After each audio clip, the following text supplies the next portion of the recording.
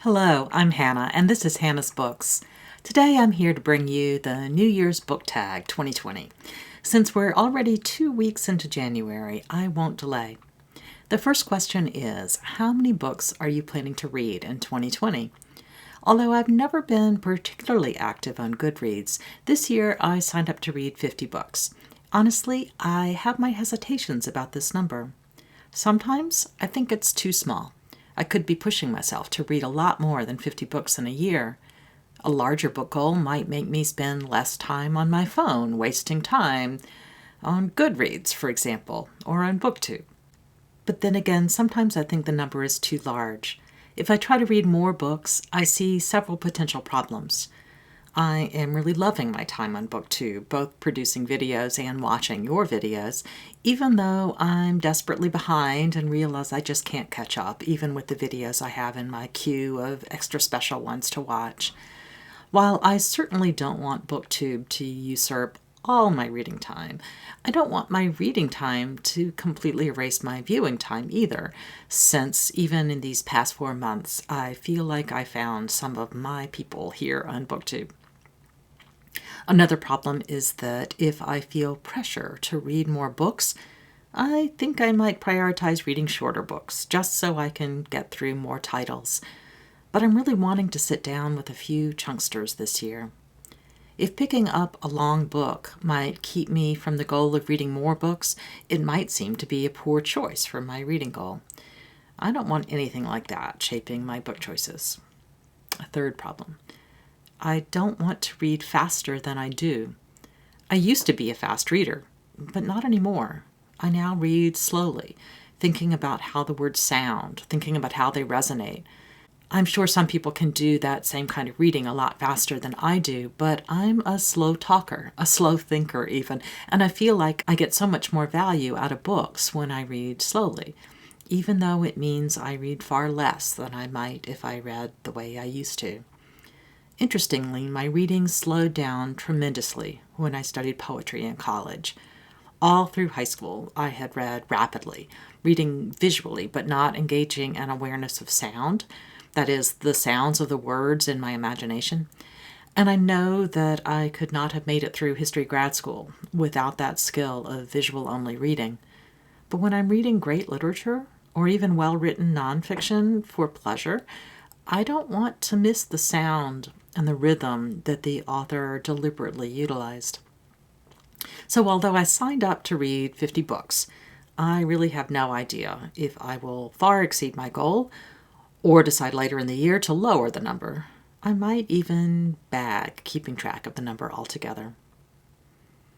Another prompt for the New Year's tag asks us to name a few books we didn't get to in 2019 but want to make a priority in 2020.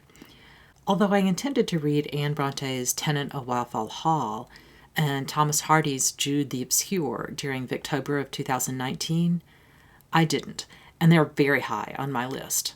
I also intend to read 2 nonfiction works, which I didn't get to.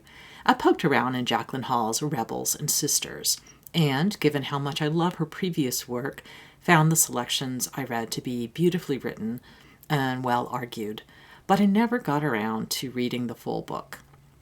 Hall tells the story of Elizabeth Grace and Catherine Lumpkin, 3 privileged white women who were the descendants of a prominent slaveholding family and who grew up in the midst of the early 20th century culture steeped in white supremacy. The 3 took different paths. Elizabeth continued to support the culture she found around her, while her sisters embraced more progressive politics, at least for a time, and forced the region to confront issues of region, race, gender, and labor. The other nonfiction work I put off and still very much want to read is Megan Marshall's The Peabody Sisters, a collective biography of Elizabeth, Mary, and Sophia Peabody, 3 women who had an extraordinary influence on the literary culture of 19th century America, especially New England, between the Revolution and the Civil War.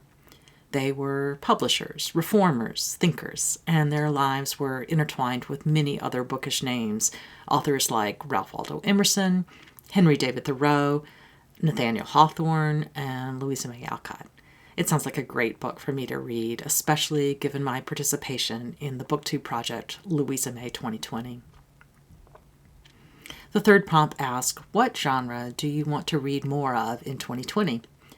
My answer is not really its own genre, but I'm hoping to read several books by African American writers, especially some old favorites, which I read more than 20 years ago, as well as some early classic novels by African American authors, which I haven't read yet.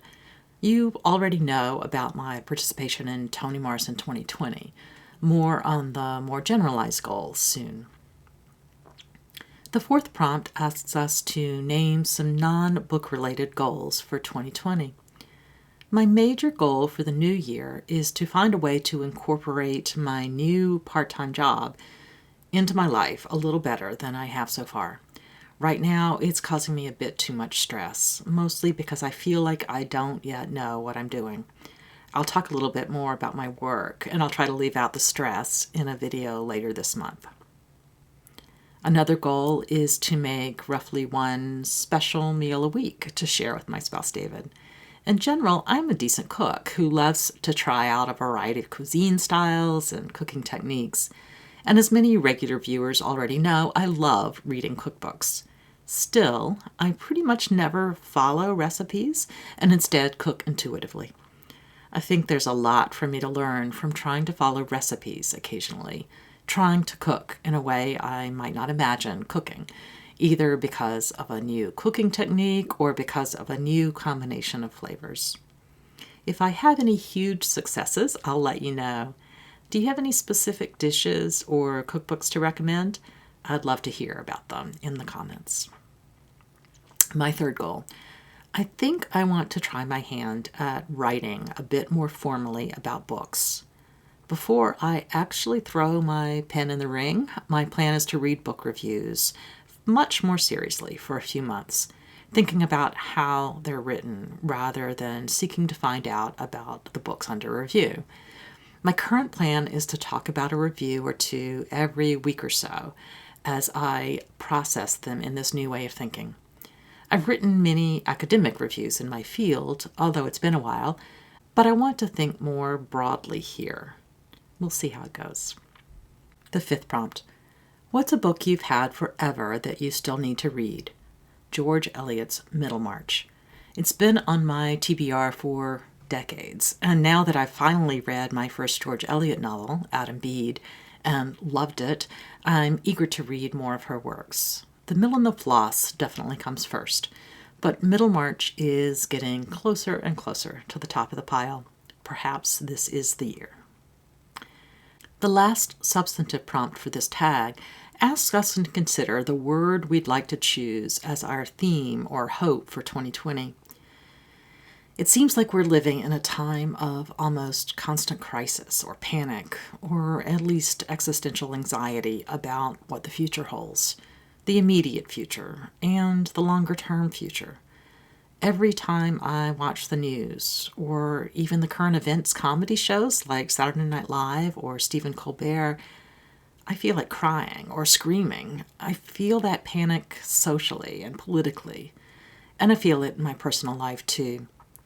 The word that keeps popping in my head as the word I want materialized in my world is peace, but I don't think it's the right word or quite the right idea.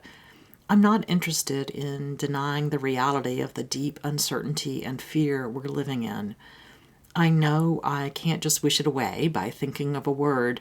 I think I want a word that is about how I respond to crisis, a word between peace and the strength to fight for justice and acceptance with grace. What's the right word? Equanimity? If you can think of a better word, please let me know below. So finally, tag people. I know a lot of you have been tagged already, and I know that it might be kind of late to be making New Year's resolution videos now, but in honor of just hitting 400 subscribers, because of the support of other booktubers, I'll tag a few booktubers who are nearing that milestone themselves, who I don't think have been tagged yet. Brianna, Erin, Lori, Sonia, and V, assuming they still have energy for New Year's activities.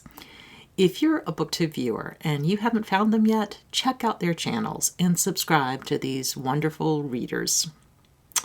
Well, New Year's is a time that can inspire us to do better. It can make us feel guilty for not doing better before. It can make us aware of how fast our lives are moving forward and how many books we still have ahead of us to keep us company on our journeys. Thanks for joining me today. See you soon.